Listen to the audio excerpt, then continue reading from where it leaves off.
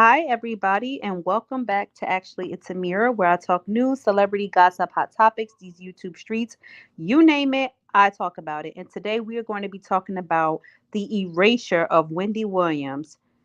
Um, Let me find out. I open up my social media platforms just to get the tea on Wendy. Now, I haven't been reporting on Wendy heavily because I have been just flabbergasted by the progression of her health, the decline of her health, the guardianship over her finances, just the whole media storm that is surrounding that is Wendy Williams. And I understand that she had her situation on national television. She fell apart. We all watched it on Halloween when she was dressed as the Statue of Liberty, which is super goddamn ironic because the Statue of Liberty is allegedly supposed to represent, the freedom for all, justice for all, equality for all, the land of the brave, the home of the free, the light the way to the path of freedom. How ironic that she was dressed as the Statue of Liberty. And that is like the last legitimate memory I have of Wendy Williams before it seemed like she got zapped by some out of body force and collapsed to the ground. Talking about she overheated in her costume. No, Wendy Williams literally looked possessed on that television show. It looked like some force came inside of her body and possessed her. And she passed out. And that is honestly probably one of the last big memories I have of watching that show before I was like, you know what? I'm gonna head out. This is not it. Like, I don't know what's going on. So when Wells Fargo came in and they took the guardianship over her account, I'm not even gonna front. I was from the school of, a bank wouldn't necessarily do something like that unless they had all their ducks in a row. Like, as somebody who's worked for financial organizations for an extended period of time, like, I know how the operations go. And for them to do a guardianship over your account, they have to have significant reason to believe that you are at a risk to yourself or others and that you are potential prey for predators out there, whether it's elder abuse, whether it's financial abuse, whether it's fraud, whether it's people just taking advantage of you without you being able to defend or protect yourself. I'm not gonna lie. I was in support of what Wells Fargo was trying to do initially because I truly believe that they would not do such a thing unless they absolutely had their hands tied. Because what bank would want to go through litigation, waste hundreds of millions of dollars, potentially fighting in court over something that is frivolous and doesn't mean anything? So, just from a logistics perspective, a resources perspective, and a good common sense perspective, I'm like, they're obviously doing this because something is seriously wrong. But now that we have reached the point that Sherry Shepherd is taking over her show, which is fine. Like, if Wendy's not well, you want to give the show to another black woman and let her take over the time slot and do what she need to do. Who am I to judge the network for doing that? Like, they got a business to run. I get it. But erasing this woman's legacy, deleting her YouTube channel, deleting the Wendy Williams show Instagram page, making it so that all that hard work that she did over the course of her career is null and void, really crosses the line for me. And that kind of started to shift my perspective on what's really going on behind the scenes. And it's very much so giving a calculated, conspired attempt to break this woman's back so that she cannot defend herself. Because in order for her to defend herself, in order for her to be able to hire lawyers, in order for her to be able to put an injunction, get a subpoena, file a lawsuit that forces them to keep all of her content active and not destroy any evidence in a for potential case, that requires money. And if you put a sanction on her account so that she cannot access her money without permission, you are essentially putting this woman in a position where she cannot defend herself. And do I think that Wells Fargo is in on it? No, I don't think so. But I think that there are a lot of skillfully crafted doctors that could potentially be out there sending information to the bank so that they're taking the necessary action. Hey, Crystal, that they need to take, but while simultaneously making sure that this woman doesn't have access to her money so that she cannot get the help that she needs so that she cannot adequately defend herself. One thing I will say, with any organization that you are dealing with, particularly as a Black woman or a woman of color, when you are in a position of power, and I don't care what anyone says, Wendy Williams was in a position of power. She had creative control over her brand. That was the Wendy Williams Show. She was a shot caller alongside her husband, helping to run that show and keep it thriving. When you are giving an organization as a woman of color that much intellectual property, that much creative ingenuity, and for them to take all that you have given them and give off to your audience the impression that you are irrelevant, that you no longer exist, and that you can be deleted or dismissed at any point in the conversation is absolutely terrifying. It's absolutely terrifying. There was absolutely no reason why they needed to delete her YouTube channel. They could have continued to collect revenue off that YouTube channel, which at the end of the day, Wendy Williams was in a contract, and I'm pretty positive that the Wendy Williams Show was giving her a percentage of the revenue from that YouTube channel, but they was also keeping a significant amount of money. Those views on those shows from YouTube were making good money and had excellent viewership. So what would it be in it for them to want to bite off their nose to spite their face, but for the fact that they're trying to erase all memories we have of Wendy Williams, erase the legacy she built for generations before her. I mean, generations to come after her. She is an iconic woman who contributed greatly to what we now see as TMZ, what we now see as the Shade Room, what we now see as Neighborhood Talk. All of those shows that we watch, all of those Instagram pages that we follow as people who are into salacious gossip, whether it's Tasha K, Armin Higgins, Kim Pyer, any of these people who report on gossip and celebrity news, Wendy Williams is the pioneer. Wendy Williams is the footprint, the blueprint.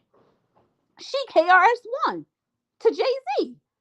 And I am absolutely shocked that they have the audacity to disrespect her in this manner.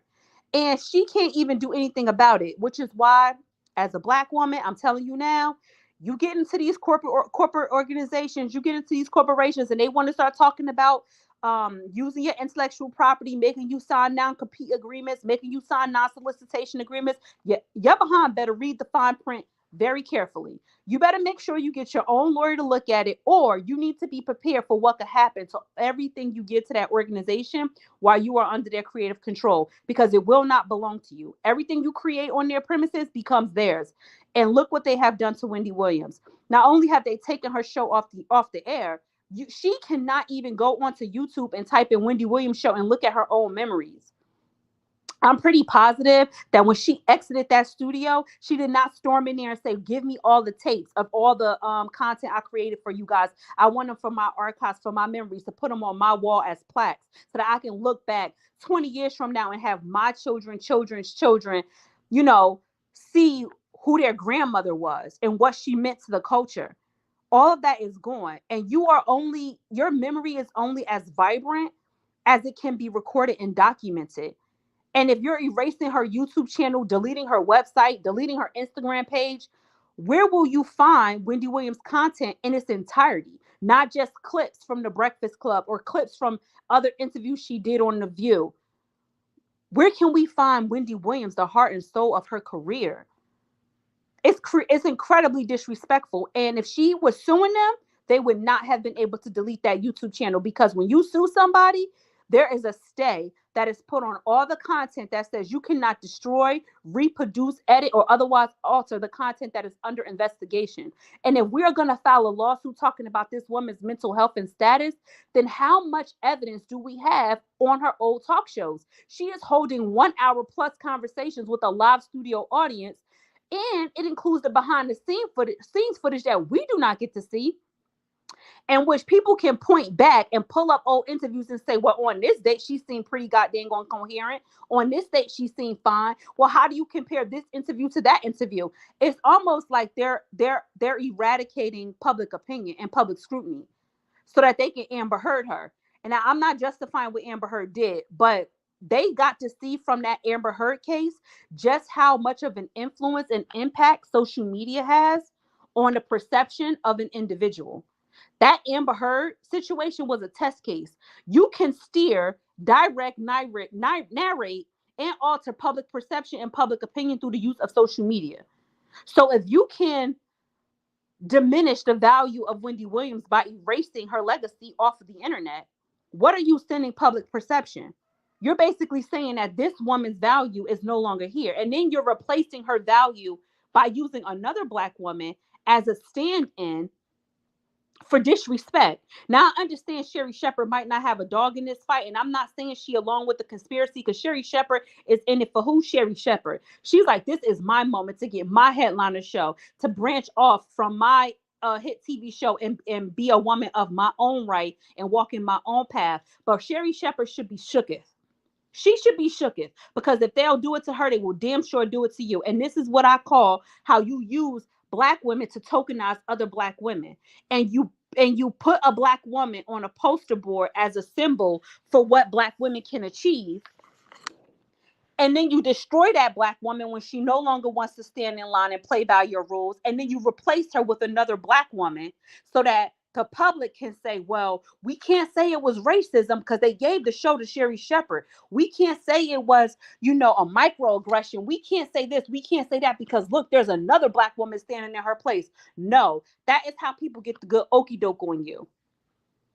That is a very creative and manipulative way to disrespect a Black woman by using another Black woman to do it. Even if that Black woman is not aware that she is in fact a part of the system of destruction.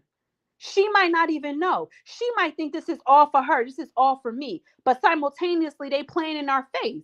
I don't appreciate it. And I think if I was Sherri Shepherd, I would be shook. I would be like, wait a second, hold the phone, Tyrone. I get I'm here to do a job and to like push this legacy forward. But is there a reason why we're deleting all existence of Wendy Williams off a YouTube channel? It can't be for competition purposes because I am Sherri Shepherd.